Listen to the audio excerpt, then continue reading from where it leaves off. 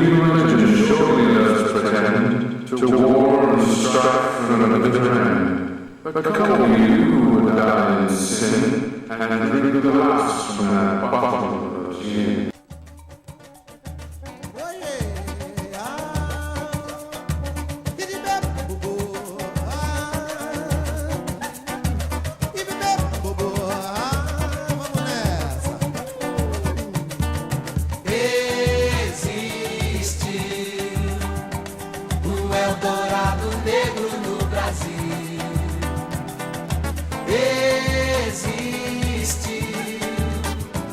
Como clarão que o sol da liberdade produziu, refletiu a luz da divindade, o fogo santo de ouro, reviveu a utopia, um por todos e todos por um quilombo, que todos fizeram com todos os santos zelando, quilombo. This is CSN from Oakland, California. Good evening, I'm Sonja B, your host. In tonight's show, we will feature Julian Tippin from New Zealand, Stephen Kent performing on the didgeridoo, Patience Akbabi from England, and in Face the Funk, we will talk with Joe Shakarchi. So, sit back, stay conscious, and enjoy the show.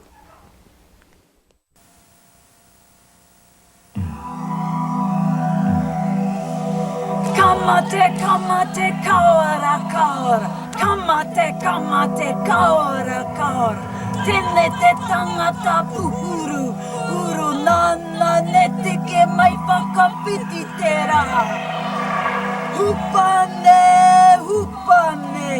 Hupane, kopane, fiti te raha. Hi.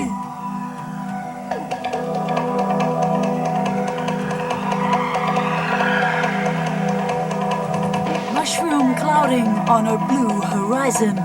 Mururoa, mai mururoa. Radioactivity raining down on me. Fall out, fall out, fall out of the sky. Hiroshima comes to Polynesia.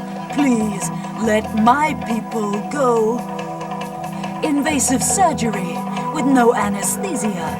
Mururoa, mai mururoa. Nuclear warheads shake the foundations. Marine life goes belly up with contamination. 50 years is life enough for nuclear-powered lust.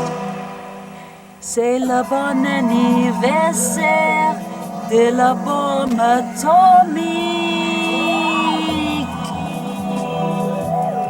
As a red sun sets on the South Pacific, 600 miles from Papeete, Paradise is pregnant with a lethal bequest, molten rock and radioactive debris leaking from the mouths of our stillborn babies.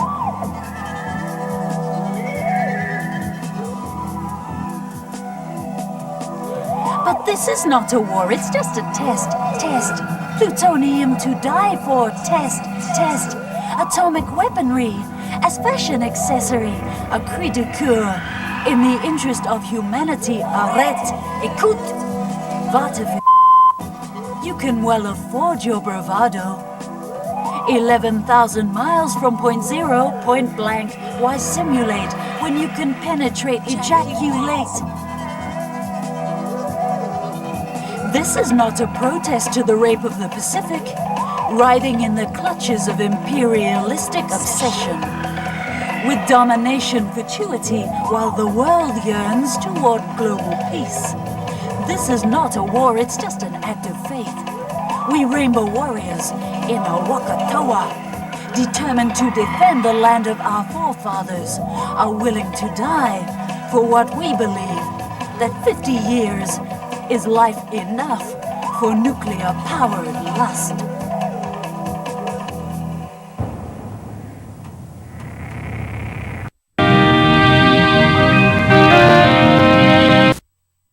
And now, this.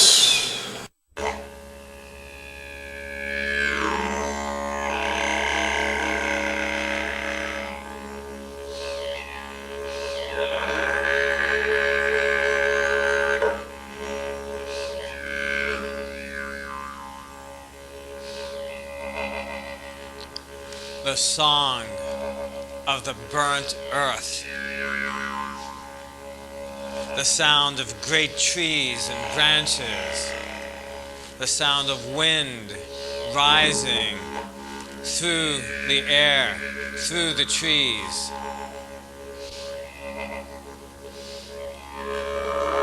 The song of the earth, deep and resonant, breath deepening into the body, then rising up into air, into sky.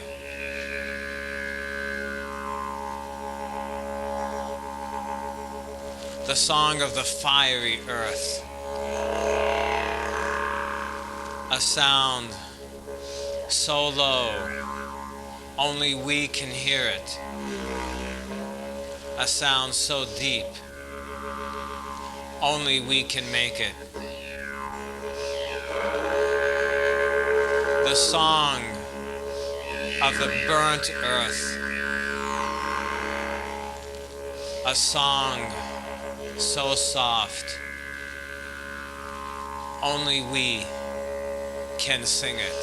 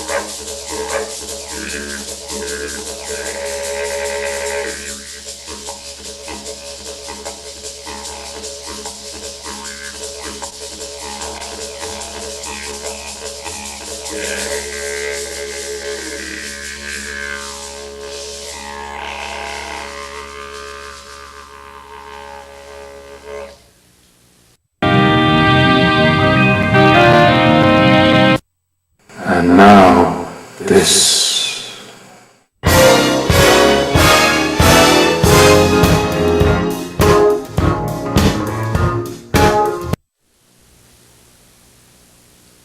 Good evening. On Face the Funk, we have Joe Shakarchi, poet, traveler, Jewish, Sufi, Buddhist. Or is it Buddhist, Sufi, Jewish? Doesn't Welcome, really matter Joe. which order. Welcome, welcome. We welcome your spirit. It's great to be here. So, you're a poet, and you've been writing how long? Oh, gee, I've been writing ever since I was in college. That's about 34 years. Mm-hmm. And how long have you been traveling? Well, I've been traveling around the world also for about the last 34, 35 years, mostly in Asia, also through the Middle East and Europe. But I focus more on the Middle East because that's where my heritage is, Turkey and Israel. And I've been focusing on travel in Asia the last few years to go with my study of Buddhism. So, obviously, your travels has influenced your choice in religion and practice. And also my poetry. Mm-hmm. So how long would you say you've been involved in Sufism? Well, I started my involvement with Sufism when I first heard the poet Rumi, who's become the most popular poet in America, and he had a big influence on my poetry. Mm-hmm. And then there was sort of like a transition period moving into Zen Buddhism, but they're really very similar. On the mystical level, all religions are similar. What Jews and Sufis would call God, Buddhists call Buddha nature. It's the idea that God or the Buddha, whatever it is you're searching for, is inside you all along, and you find that. And in the Sufi tradition, you find it through poetry and music. Mm. So tell me, who are some of your favorite poets? Well, other than Rumi, also I love some of the Japanese and Chinese ancient poets like Li Po and Du Fu, and some of the Japanese haiku poets like Basho and Issa. And in the English and American tradition, I really love people like Gary Snyder, Walt Whitman, Lord Byron, going all the way back to Shakespeare. So why Rumi?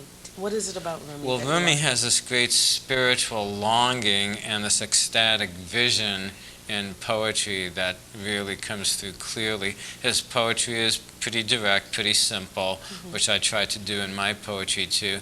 And there's a lot of heart, a lot of love, a lot of wisdom. So, Lord Byron, what do you like about Lord Byron? Oh, Lord Byron, gee, that's a tough one. Lord Byron, he has that mixture of light and darkness, the spirit and the shadow. What about any contemporary poets?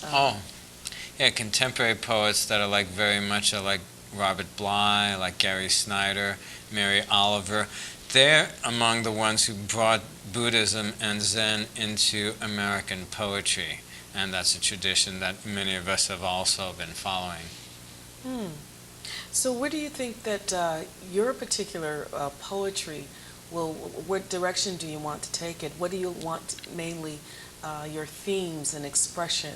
What do you like to express? What are your themes? I try and put everything in my experience into my poetry, everything from falling in love to spiritual experiences to politics to cooking, just everything. How I about think fits falling in. out of love? Falling out of love too, that's one of the great themes of poetry. But another thing that's really influenced my poetry has been all of my travels. Can I read a short poem that I wrote when I was in Indonesia? Oh, please do. I'd love it. Because it was when I was in Indonesia that I first really became exposed to the songs of Bob Marley, who's a hero in Indonesia, because he expresses... Oh, how is that? That's interesting. Well, he's a hero in a lot of Asian countries, but especially Indonesia, where they have so little freedom of expression. So it's through listening to and singing the songs of Bob Marley that they get to express their longing for the right to say what they want, to believe what they want, freedom of speech, freedom of religion. Is that government imposed or is it... And it's starting to change, but a bunch of us once, Indonesians, Americans, and Europeans, were singing Bob Marley songs together. And so I wrote this poem. It's called Indonesian Dreads Singing Bob Marley. Under a bare 100-watt bulb in an old hotel in Yogyakarta on the island of Java, paint peeling under exposed pipes, laundry piled under, filtered through cigarette smoke and beer glasses in the cool midnight air, to the sound of two guitars, and in soft voices filled with longing, we sing, long into the night, these songs of freedom. Wow. One direction I've been trying to move my poetry into is to make it more musical. And so you see, as I was doing a poem with Stephen Ken and Didgeridoo, we put together a band for a CD. My first book, Sunrise in the West, will be coming out this spring with a companion CD with Stephen and also John Densmore playing drums. He used to be the drummer for the Doors. And Manose, who's a flute player that I met in Nepal, who now lives in California. So the direction I'm going in is more into combining poetry with music and touching on some of the themes that we talked about. That's a very popular theme now with poetry and music, and it's a great thing. So have you performed? Has the group performed any place lately? We haven't all performed together yet. I've performed with Manose, and once the book and the CD come out in the spring, then we're hoping to do more performances in the Bay Area. What about free concerts? Are you thinking about participating in things like that? Of that nature? Yeah, I help organize performances and poetry readings at the San Francisco Zen Center, and they're pretty much always free. Joe, I'd like to ask you, have you written anything that deals with politics or religion, since you seem to really be observant and you've traveled? Yeah, I don't think of myself as really strictly observing any one religion. I try to really pretty much be open to everything. But a lot of my influences are cultural. Like, I grew up Jewish, and, part of the background of being Jewish means that you're aware of the oppression of our people for so many centuries. Well, speaking of oppression, have you expressed yourself in poetry that reflects upon that issue? Well, here's a poem that I can do that's about oppression, whether you're Jewish or not. It's about when we have that sort of amnesia where we forget concentration camps or try to forget slavery and what effect that has on us. Okay. This poem is called Slavery. When no one speaks the word slavery, ghosts haunt the houses. Skeletons dance in their chains. Our amnesia leads to a new enslavement. Voluntarily, we light the matches. We stick the needles in. We lock the prison doors behind ourselves. When no one speaks the word Nazi, we create our own concentration camps, working to pay off empty houses, abandoning lovers and dreams, waiting for a cold, damp grave. Trapped in a cube 8 hours a day, unable to see my fellow prisoners. But every move I make is seen, every word is heard. I return to my other prison, where I eat microwaved plastic and drink sugared caffeine, so that I can sit silently in front of another machine. And if someone comes to join me, she is also mute, also still. So this is how I spend my days, a free man, living in the land of the free. That was wonderful. Thank you. Thank you for sharing your poetry with us, Joe. Joe Shakarchi, Face the Funk. And now, this. Good evening, I'm Ian Moore, the producer of CSN. Here's a morality poem from Rumi. Check out which character fits you the best. This is a story of the lake and 3 big fish who were in it. One was an intelligent fish, another half intelligent, and the third stupid. Some fishermen came to the edge of the lake with their nets. The first fish saw them. The intelligent fish decided at once to leave, to make the long, difficult trip to the ocean. He thought, I won't consult these other 2. They will only weaken my resolve, because they love this place. They call the ghetto home. Their ignorance will keep them here. When you're traveling, ask a traveler for advice, not someone whose lameness keeps them in one place. So the intelligent fish made his whole length a moving footprint, like a deer the dogs chase, and suffered greatly on its way, but finally made it to the edgeless safety of the sea. The half-intelligent fish thought, my guide has gone. I ought to have gone with him, but I didn't, and now I've lost my chance to escape. I wish I'd have gone with him. Don't ever regret what happened. If it's in the past, let it go. Don't even remember it. The half-intelligent fish thinks, what can I do now to save myself from these men and their nets? Perhaps, if I pretend to be already dead, I'll belly up on the surface and float like a weed. Just give myself up totally to the water. So he did. He bobbed up and down, helpless, within arm's reach of the fisherman. Look at this, the best and biggest fish is dead, said the fisherman. He picked it up and tossed it on the ground, and the half-intelligent fish rolled over and over and over and slid secretly near to the water and then back into it. Meanwhile, the stupid fish was agitatedly jumping about, trying to escape with his ability and cleverness.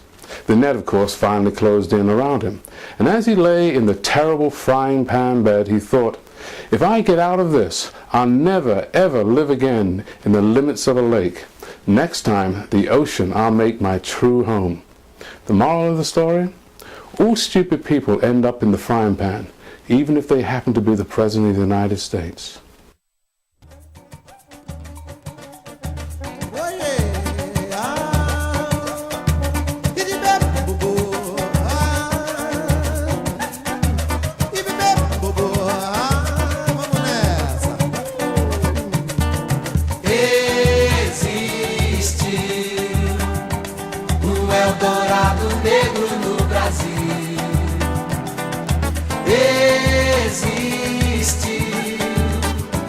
Como um clarão que o sol da liberdade produziu, refletiu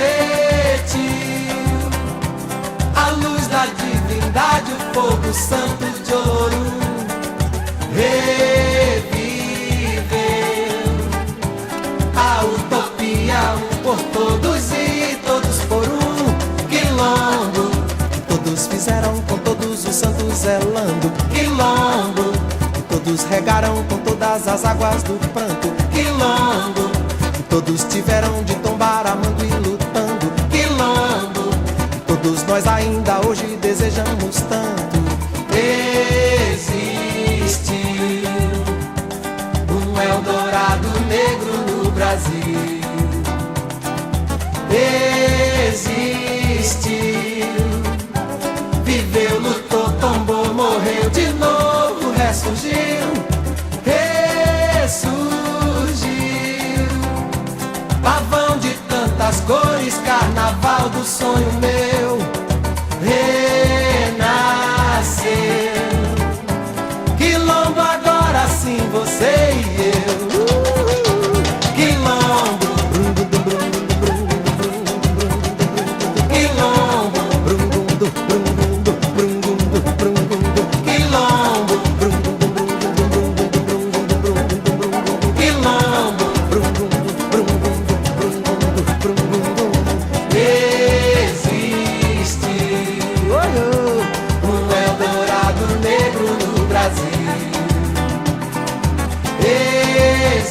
existiu como um clarão que o sol da liberdade produziu.